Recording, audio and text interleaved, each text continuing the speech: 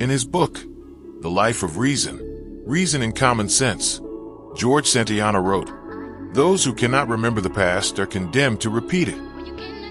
This quote reflects his philosophical view that understanding and remembering historical events is essential to avoid repeating past mistakes. From the golden spires of Rome to the vast steppes of the Mongol Empire, the story of empires always ends the same: their inevitable decline and fall. So, why does it appear that the US can't understand that it's headed down this same path?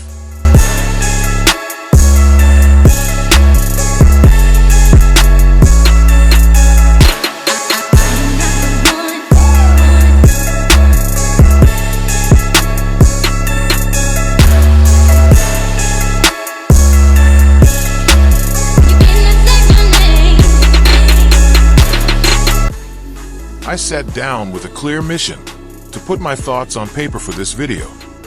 I had the outline sketched, the arguments sharpened, and the tone I wanted. All that was left was to do my research and get my supporting facts. I combed through the internet, gathering information, and there it was, a web page, clean, concise, and devastatingly articulate. The author had written exactly what I was trying to say. It was like he reached into my head, pulled out my thoughts, and wrote them. So I made the conscious decision to scrap my draft and share his instead. It's what I wanted to say, but he said it better. Like me, go to his page and like, share, comment, and subscribe. His video title is Three Empires, Same Pattern: The 7-Stage Collapse Pattern. Spain, Britain, USSR. USA is at stage 5. Hear now the reasoning why I think the American empire is on its deathbed. There's a pattern in history that has destroyed 3 global superpowers in the last 500 years. And right now, in 2025, the United States is following that exact same pattern, stage by stage, decision by decision, almost like we're reading from the same script that led to catastrophe every single time before. In 1590, Spain was the richest empire on earth. They controlled half the world's gold and silver. Their military dominated Europe. Their currency was accepted everywhere. Within 80 years, they were bankrupt, a second-rate power that never recovered. In 1914, Britain ruled the largest empire in human history. The sun never set on British territory. The pound sterling was the global reserve currency. Within 40 years, the empire was gone. The currency collapsed. They became America's junior partner. In 1991, the Soviet Union was the other superpower. Nuclear weapons, global influence, satellites spanning the globe. It ceased to exist in 900 days, not from war, from economic implosion. 3 times. 3 superpowers, 3 complete collapses, all following the exact same sequence. And here's what should terrify you. The United States has already completed 5 of the 7 stages. We're not approaching the pattern, we're deep inside it. This is the story of how empires die, why they always think they're different, and why the math says we're next. And it's happening faster than anyone wants to admit. Before we go through the pattern, you need to understand what imperial collapse actually looks like. Not in textbooks, in practice, what it means when a superpower dies. Imperial collapse doesn't start with invasion or military defeat. It starts with economic exhaustion. The empire extends beyond its ability to maintain itself. Military bases in 150 countries, wars on multiple fronts, promises it cannot keep, debts it cannot repay. At first, the decline is invisible. The currency still works. The military still wins battles. The government still makes promises.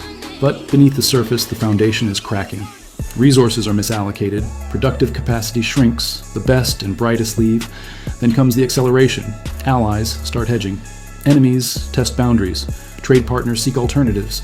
The reserve currency status erodes. And suddenly, the advantages that made you powerful become vulnerabilities. Your currency, once demanded by everyone, comes flooding back home. Your military, spread across the world, becomes unsustainable. Your promises, once guaranteed by strength, become empty words. That's not theoretical. That's what happened to Spain, Britain, and the Soviet Union. And it happened because they made exactly the same decisions we're making now. They believed their power was permanent. They overextended militarily. They debased their currency. And they refused to accept reality until collapse was already underway. Let's look at how it actually happened 3 times, the exact same way. Let's start with the first global empire, Spain. 1500s to 1600s, this is the original blueprint. After Columbus discovered the Americas in 1492, Spain became the first true world power. They conquered the Aztec and Inca empires, seized control of the richest gold and silver mines ever discovered. By 1550, Spanish galleons were bringing home 200 tons of silver per year. By 1600, over 400 tons annually. Spain controlled the money supply of Europe. The Spanish real was the global reserve currency. Everyone wanted Spanish silver, and this is where the pattern begins, with a country that controls the money of the world and believes that makes them invincible. King Philip II, ruling from 1556 to 1598, had more money than any monarch in history, and he spent it on empire. Stage 1. Military overextension. Spain fought wars everywhere simultaneously. Against the Ottoman Empire in the Mediterranean, against France and Italy, against Protestant rebels in the Netherlands, against England's navy, wars in the Philippines, wars in the Americas. By 1580, Spain had military commitments on 4 continents. The cost was staggering. Half of Spain's revenue went to the military. And still, it wasn't enough. Stage 2. Currency debasement. The Spanish crown couldn't pay its bills with taxes alone. So they did what every failing empire does. They debased the currency, they started mixing copper into silver coins. A coin that was supposed to be pure silver became 50% copper, then 75% copper. The face value stayed the same, but the real value plummeted. By 1600, Spanish silver coins contained barely any silver. Merchants stopped accepting them at face value. Inflation exploded. Stage 3, debt spiral. Spain borrowed constantly, from Italian bankers, from German bankers, from anyone who would lend. By 1557, less than 20 years into Philip's reign, Spain declared bankruptcy. They defaulted on their debts, restructured, and kept borrowing. They declared bankruptcy again in 1560, again in 1575, again in 1596. 4 bankruptcies in 40 years. Each time, they promised reforms. Each time, they went right back to borrowing and spending. Stage 4, loss of productive capacity. Here's what people don't understand about Spain's collapse. They had all the gold and silver in the world. And it destroyed them, because when you have unlimited money, you stop producing. Why grow food when you can import it? Why build ships when you can buy them? Why innovate when you can just spend? Spanish nobility considered work beneath them. Manufacturing declined. Agriculture stagnated. All the wealth flowed to importing goods from other countries. The gold and silver that came from the Americas went straight back out to pay for French wine, Italian silk, Dutch goods. Spain became a conduit. Wealth flowed through them, but none of it stayed. By 1600, Spain was producing almost nothing. They were entirely dependent on imports, entirely dependent on silver to pay for everything. And when the silver mines began to deplete, when production dropped, the entire system collapsed. Stage 5, social decay. With the economy failing, crime exploded. Beggars filled the streets of Madrid.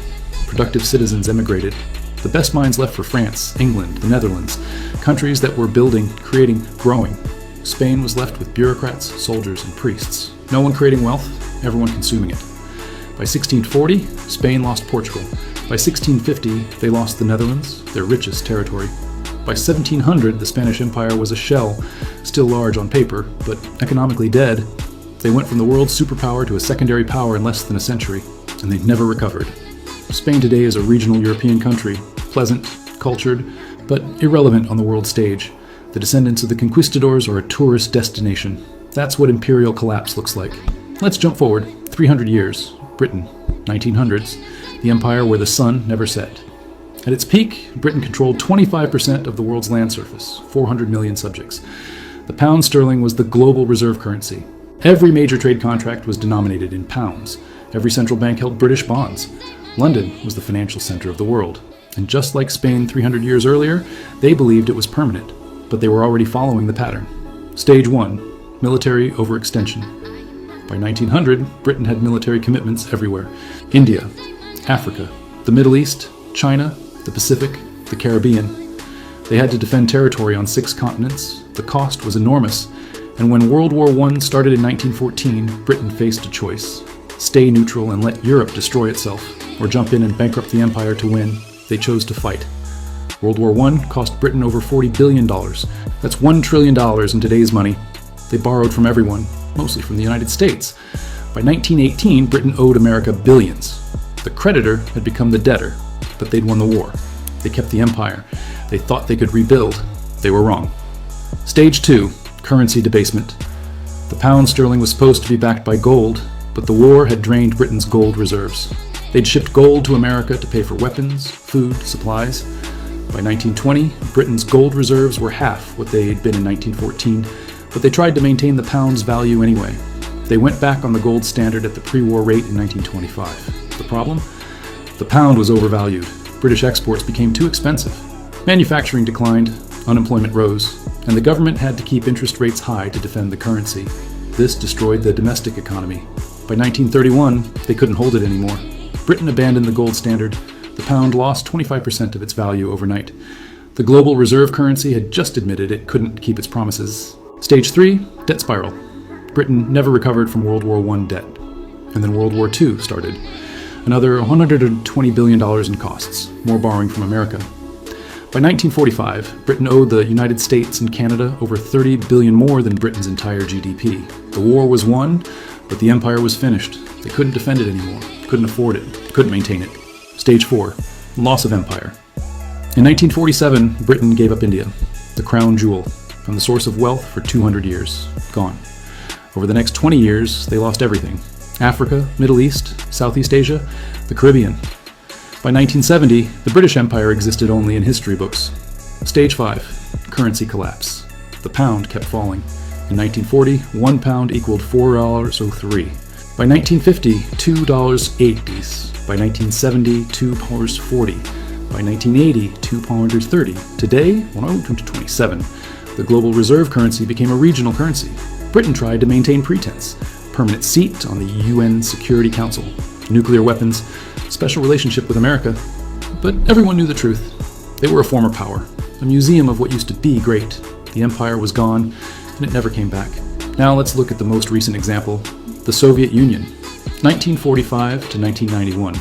After World War II, the USSR emerged as a superpower. Nuclear weapons, massive military, control over Eastern Europe, satellites in space, and they believed they were the future. Communism would bury capitalism. The Soviet model would dominate. For 45 years, they competed with America, matched us militarily, built more tanks, more missiles, more troops.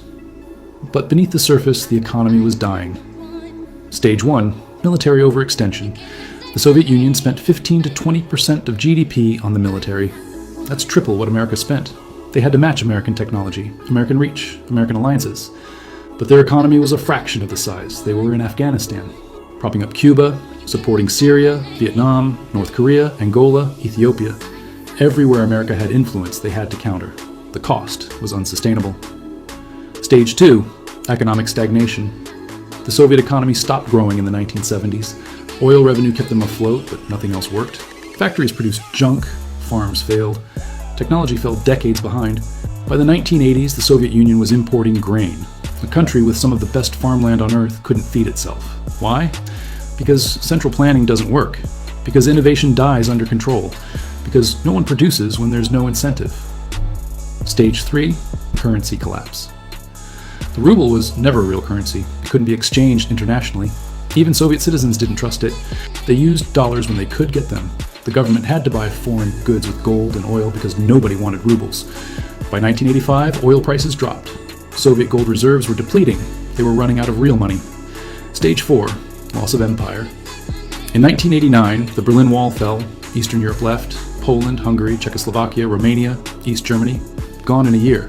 The satellites that gave the Soviet Union strategic depth vanished, and the Soviet government couldn't stop it. They were broke. Stage 5, complete collapse. On December 26, 1991, the Soviet Union ceased to exist. 900 days from Berlin Wall to complete dissolution. No war, no invasion, just economic implosion. The military couldn't be paid. The government couldn't function. The ruble became worthless. A superpower with 30,000 nuclear weapons collapsed from internal economic failure. The pattern played out again. Overextension, currency failure, debt, loss of empire, collapse. And here's what should keep you awake at night. The United States is following the exact same pattern. Stage by stage, let me show you. Stage 1, military overextension. The United States has over 750 military bases in 80 countries. We have troops in 150 countries. We're committed to defending Europe through NATO, defending Japan, South Korea, the Philippines, fighting in the Middle East, countering China, countering Russia. Our military budget is $850 billion annually, more than the next 10 countries combined. And it's not enough. We're stretched thin, equipment is aging, recruitment is down, and we have commitments we can't fulfill. If China invades Taiwan, if Russia pushes into NATO territory, if Iran closes the Persian Gulf, We can't respond to all of it simultaneously. We're overextended. Just like Spain, just like Britain, just like the USSR. Check.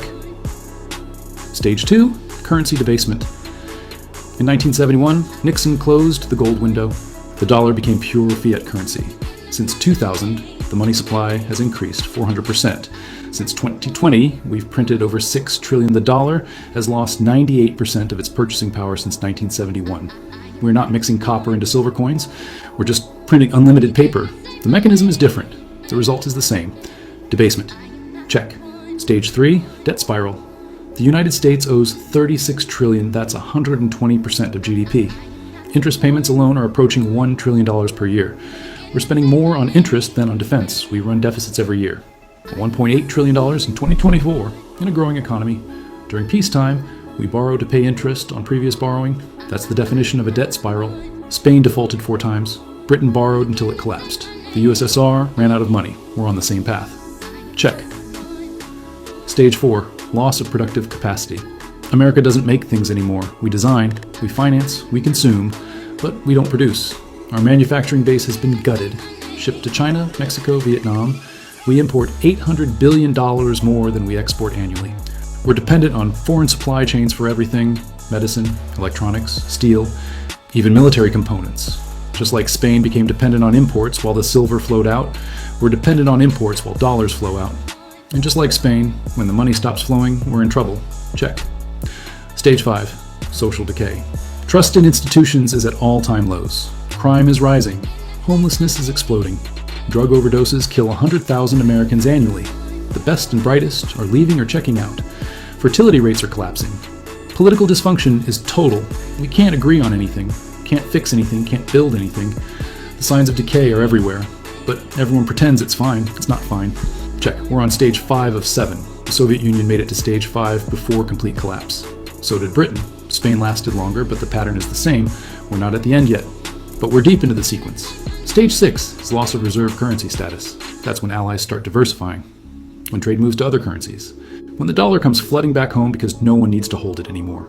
We're seeing early signs. BRICS nations developing alternatives, central banks buying gold, China and Russia trading in yuan and rubles, Saudi Arabia accepting yuan for oil. The cracks are forming. Stage 7 is collapse, not gradual decline, sudden implosion. The Soviet Union went from superpower to non-existent in 900 days. Britain lost the empire in 20 years. Spain took longer, but the result was the same. When the reserve currency fails, when the debt becomes impossible, when the military can't be funded, it doesn't decline gracefully. It collapses, quickly, brutally. And everyone who thought it couldn't happen here learns the same lesson every empire learns. It can, and it does. 3 empires followed this pattern: Spain, Britain, the USSR. Each believed they were exceptional. Each believed they were different. Each believed the rules didn't apply to them. Oh, they were wrong, every single time. We're telling ourselves the same lies right now. We're different. We have technology. We have the dollar. We're America. But the pattern doesn't care about exceptionalism. The pattern is mathematical. You cannot spend beyond your means forever. You cannot maintain empire without productive capacity. You cannot debase your currency without consequences. You cannot avoid stage 6 and 7 once you've completed 1 through 5. The sequence is locked in. The only question is timing. Maybe we have 10 years, maybe 5, maybe less. But the pattern says collapse is coming. And when it comes, it won't be slow. It'll be sudden. A currency crisis that triggers a debt crisis that triggers a political crisis. Overnight, the superpower becomes a cautionary tale. The reserve currency becomes a regional currency. The empire becomes a memory. 3 times it happened before. The pattern says we're next. Since 2020, we've accelerated every stage. Printed more money, increased more debt. Extended military commitments, hollowed out production, fractured society. We're not walking the path anymore. We're sprinting down it. And the end is visible if you know the pattern. Maybe we'll find a way out. Maybe America can do what Spain, Britain, and the Soviet Union couldn't. Maybe we'll reform, rebuild, restore. Maybe this time really is different. But the pattern says otherwise. The math says otherwise. And history, which has watched empires die the same way over and over, says we're about to learn the lesson the hard way. If this opened your eyes to where we actually are in the sequence, subscribe. Because when we hit stage 6 and 7, you'll want to understand what happened and why. The answers aren't hiding in the future. They're written in the past. And I'll show you where to look. Don't forget to like, share, comment, and subscribe. Thank you for watching.